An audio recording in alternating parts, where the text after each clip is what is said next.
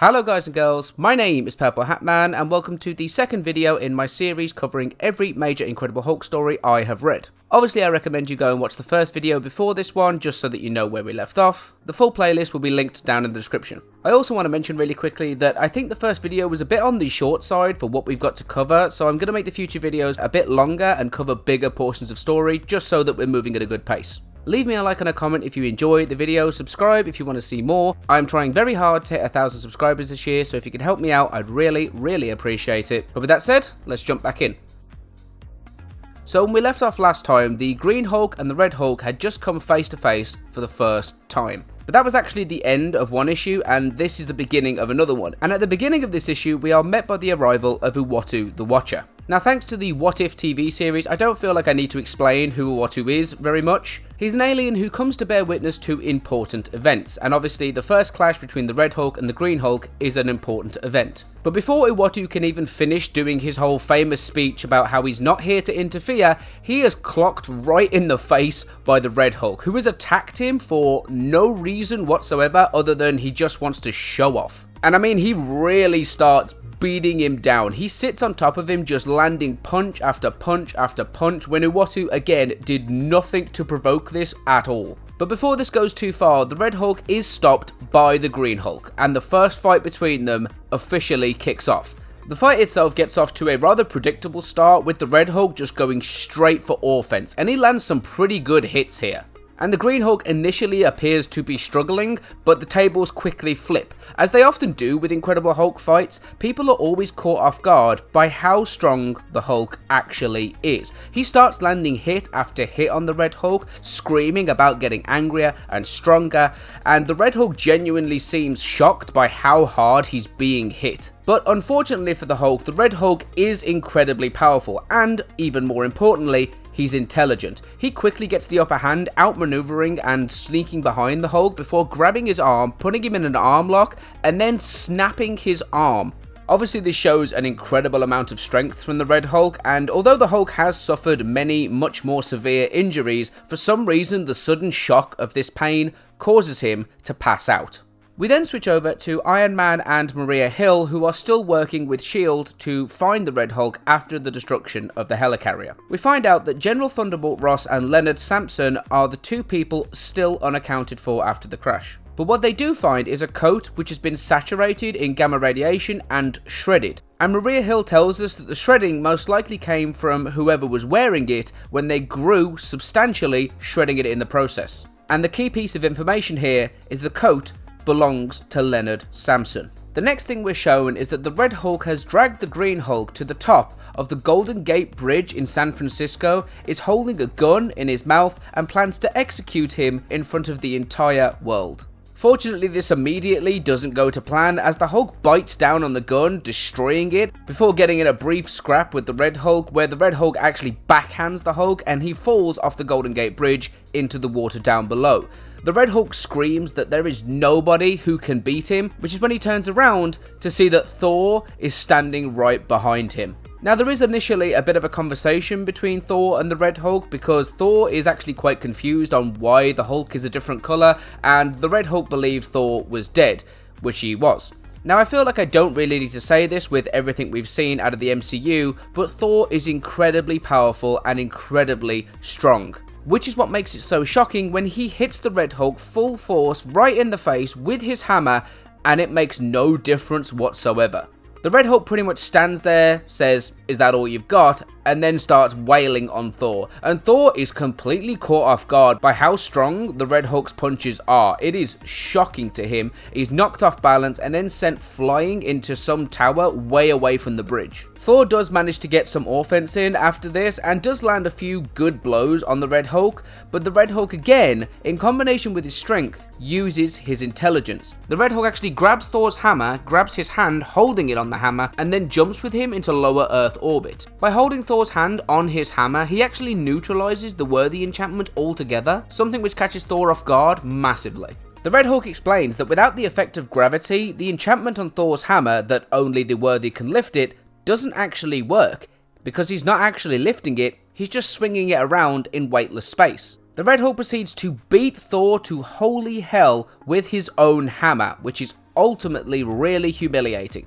The Red Hulk then literally flies Thor to the moon, dumps him there, kicks him in the face, and then proceeds to jump away from the moon. Now this is the first notable mistake that the Red Hulk has made. 1, leaving Thor alive, which Thor himself even comments on, and 2, leaving Thor's hammer there, because what the Red Hulk then does is jump from the moon back to Earth. Now I feel like it's not a stretch to say, but that is absolutely impossible. Hulks can jump a long way, but they cannot jump from the moon back to Earth.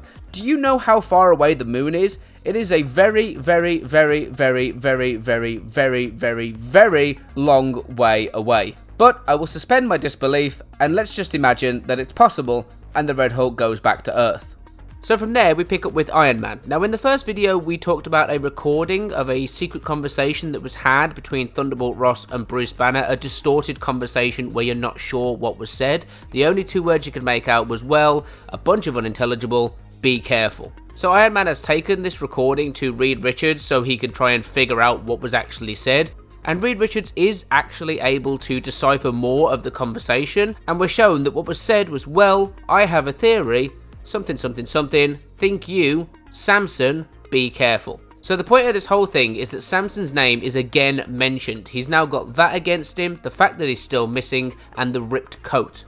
Quickly switching back over, we pick up with the Hulk, who is recovering from being thrown off the Golden Gate Bridge by the Red Hulk, and he's now been joined by A-Bomb. And A-Bomb tells him that basically San Francisco is now having an earthquake because of the conflict between Red Hulk and Thor.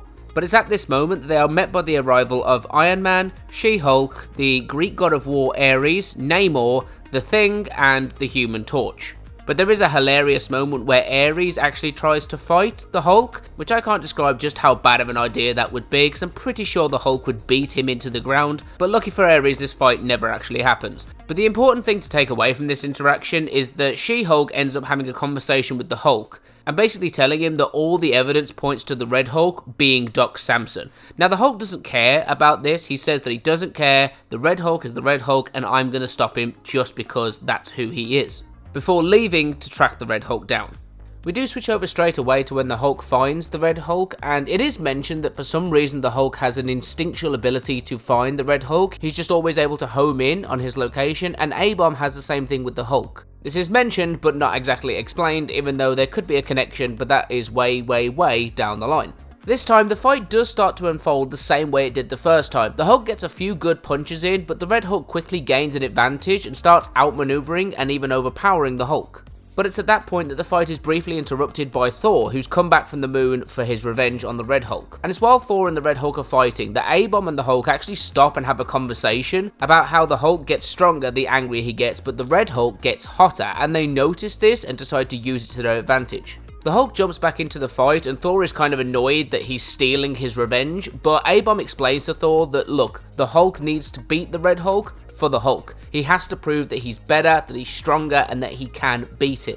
Thor is pretty confused by this because at this moment the Hulk is just letting himself be beat up by the Red Hulk, and the Red Hulk is absolutely thrashing him here. But two things are happening because the Red Hulk is getting angrier. The more he hits the Hulk and the less the Hulk fights back, the more irritated he's getting. He's actually screaming at him to fight back. So the Red Hulk is getting angrier and angrier, and it's making him hotter and hotter. And at the same time, the Hulk is just getting angrier because he's just taking this beating over and over again until he's finally had enough. Eventually, the Red Hulk looks down and he realizes he's so hot, he's actually exhausted his body. Meanwhile, the Hulk is at max level anger and max level strength. So the Hulk winds up one final punch and knocks the Red Hulk out cold. After this, we do get a brief moment where the Hulk, Thor, and A-Bomb all kind of have a conversation. Thor flies away, and the Hulk walks off into the desert as he transforms back into Bruce Banner. But while that's happening, A-Bomb also transforms back into Rick Jones, and he starts screaming for Bruce Banner that he must know the truth. He has to know that the Red Hulk is,